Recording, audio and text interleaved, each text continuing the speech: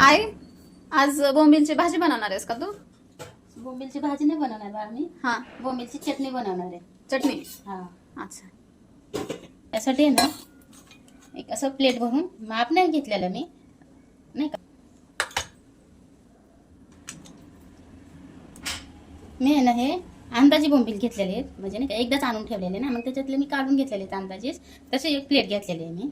आणि त्यासाठी खोबरं घेतलेलं आहे 1 पाऊण वाटी घेतलेले, लसूण घेतलेला 1 कांदा लसणाचा सोलून घेतलेला आहे, आणि ही मिरची घेतलेली. ही तिखट मिरची आहे म्हणून मी थोडीशीच मिरची घेतलेली, जास्त नाही घेतलेली. तर आहे ना आपण पहिलं मस्त बोंबील धुवून घेऊयात, 1-2-3 पाण्याने धुवून घेऊयात बोंबील. हे आहे ना मी चांगलं 2-4 पाण्याने धुवून घेतले. त्याला धुवून चांगलं घेईल ना तरच ह्याचा वास येत नाही, नाही का.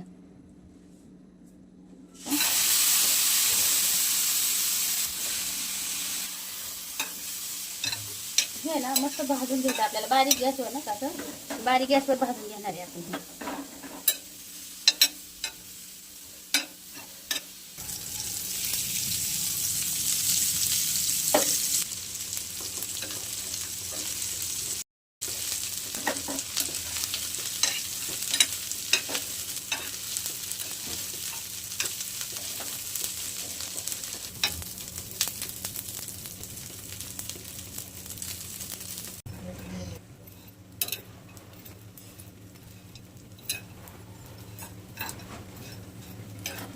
चांगली 15-20 मिनिटं लागतात बरं कायला चांगलं भाजायला, बारीक गॅसवर नाही का, मीडियम गॅसवर भाजायचं.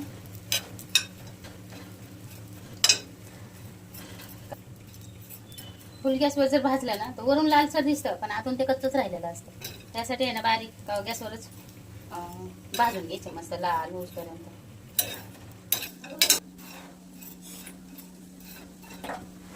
मस्त लाल भाजले ते आपण काढून घेऊयात आता.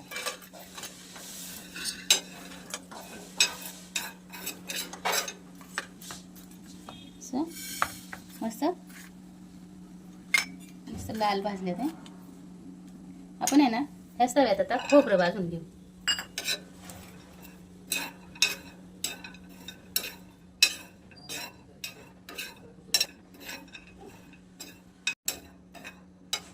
खोबरं आहे ना मस्त लाल झाले, आता आपण काढून घेऊया खोबरं. जास्त पण असं काळपट नाही करायचं, असंच लालसर भाजून घ्यायचं. मिरची पण आपण थोडीशी भाजून घेणार आहे तेलात, म्हणजे अशीच भाजणार आहे, तेलात नाही भाजणार आहे.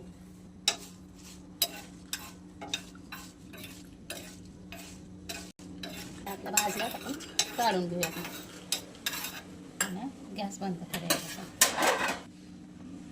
5 मिनिटं आहे ना आपण मिरची थोडी गार करूयात, ती बारीक करून घेणार आहोत. थोडंसं मीठ टाकून घेणार आपण. खोबरं आणि मिरची पुरतंच मीठ टाकणार आहोत, कारण ह्याला बोंबलाला मीठ असतं, खारट असतं ना पहिलंच. तर आपण हे फक्त खोबऱ्यापुरतं आणि मिरची पुरतं मीठ टाकून घेणार आहे थोडंसं. पहिली मिरची अशीच बारीक करून घेणार आहे. हे ना आपण असं बारीक करून घेतलेलं आहे. आता आपण ह्याच्यात आहे ना खोबरं आणि लसूण टाकणार आहे,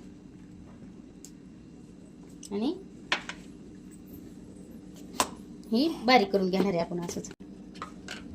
ही खोबरं, लसूण आणि मिरची ही अशी बारीक करून घेतलेली आहे आपण. आता ह्याच्यातच आपण ही टाकणार आहेत, बोंबील टाकणार आहे. बोंबल्याचे तुकडे जे भाजून घेतलेले आहेत ना ह्याच्यातच बारीक करणार आहे आपण.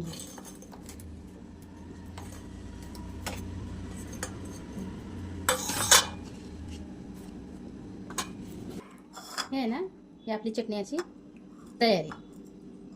ह्याच्यात एक आहेत बरं का बोंबील.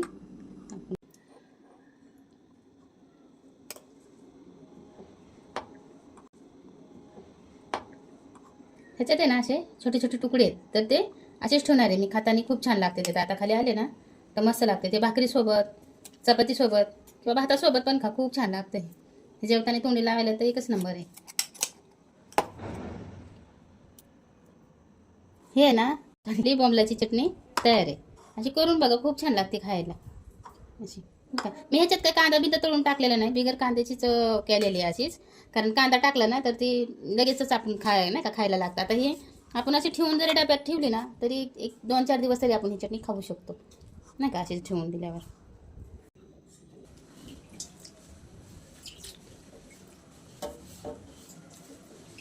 गरम गरम पीठ आहे तर वास एवढा छान येतो ना पिठाचा. गरम आहे ना, गरम आहे.